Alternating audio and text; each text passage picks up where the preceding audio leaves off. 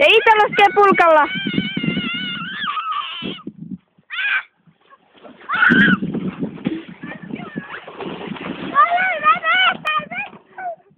Iita! Ja Emppu tulee vielä sieltä. Ja kuolee. Siinä on Jonsku, Emppu ja Iita rylli sinne kauas. Hienoa, Iita.